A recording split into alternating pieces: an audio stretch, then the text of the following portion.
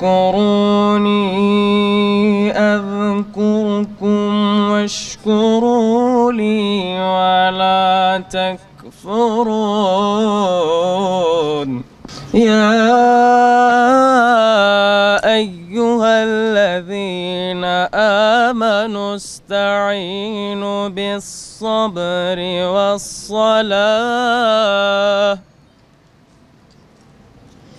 إن الله مع الصابرين.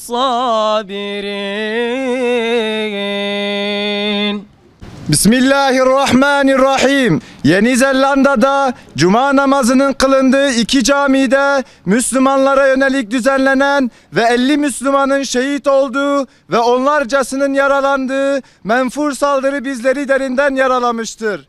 Bu alçakça saldırıyı yapanları, arkalarındaki güçleri ve bu saldırı üzerinden bir hesap peşinde olan tüm çevreleri lanetliyoruz. Bu saldırı kesinlikle münferit bir saldırı olmayıp organize bir saldırıdır. Geçmişten günümüze İslami değerleri hiçe sayan, İslam'a ve onun kutsallarına her türlü saldırıyı gerçekleştirenler bugün yine aynı barbarlıkla Müslümanlara saldırmışlardır. Bu saldırı İslam düşmanlığının dışa vurmuş halidir. Bu saldırılar bizzat batılı kirli merkezler tarafından üretilen İslam karşıtlığının neticesidir. Bu tür saldırı ve katliamların en önemli sebebi ırkçılık ve İslam düşmanlığıdır. Ayrıca İslam ve Müslüman düşmanı ülke yöneticilerinin bu tür akımlara müsamaha göstermesi ve onları teşvik etmesidir. Bu hunhar cami saldırısından önceden önlem almayıp Müslümanlara yönelik saldırılarda caydırıcı cezalar uygulamayan batılı devletler de sorumludur. İbadet eden insanlara yönelik vahşice saldırılar faşizmin ve tahammülsüzlüğün nasıl bir sapkınlığa ve caniliğe dönüştüğünü çok açık bir şekilde ortaya koymaktadır. Müslümanlara yönelik sıkça karşılaşır hale gelinen bu ve benzeri saldırılar bireysel olmaktan çıkarak bilinçli ve sistematik hale gelmiştir. Bu saldırı faşist bir zihniyetle vahşice ve canice yapılan bir katliamdır. Bu nasıl terörizm? Bu nasıl bir zihniyettir? Amacı sadece ibadet yapmak olan savunmasız insanlara saldırı düzenlemek, korkak, hasta, sapık, cani bir zihniyetin ürünüdür. Tekbir! Allahu Ekber! Bu kalleş saldırı bir bütün olarak İslam'a ve Müslümanlara yöneliktir. İslam alemini yakından ilgilendiren bu elem verici saldırının birleştirici kuvvet olmasını temenni ediyoruz. İslam'ın kutsallarına, mabetlerine, mensuplarına karşı ön yargı ve düşmanlık üreten İslam karşıtlığı bir akıl tutulması ve ardından kirli çıkar ilişkileriyle ırkçılık barındıran ciddi bir insanlık suçudur. Batı ülkeleri Müslümanlara karşı işlenen bu katliamları yapanları aklı bozuk, psikolojisi bozuk diyerek kendisini temize çıkaramaz. Bundan ötürü Batı ülkelerinde İslam düşmanlığına son verilmeli ve İslam karşıtlığı yapanlara karşı ciddi yaptırımlar uygulanmalıdır. Aksi takdirde Batı'da ırkçılığın, kin ve nefretin büyütülmesinin sadece Müslümanlar için değil, tüm insanlar için dünyayı cehenneme çevireceği ve daha vahim sonuçlara sebep olacağı unutulmamalıdır. Buradan bütün inanç ve vicdan sahiplerini bu ve benzeri olaylar karşısında gereken tepkiyi göstermeyi, uluslararası örgütler ve sivil toplumun kuruluşlarını insan hakları ve inanç özgürlükleri konusunda daha çok inisiyatif almaya, siyasi mekanizmaları ve yöneticileri nefretin ve düşmanlığın önlenmesi hususunda gerekli tedbirler almaya davet ediyoruz. Bu çağrımız bütün Müslümanlaradır.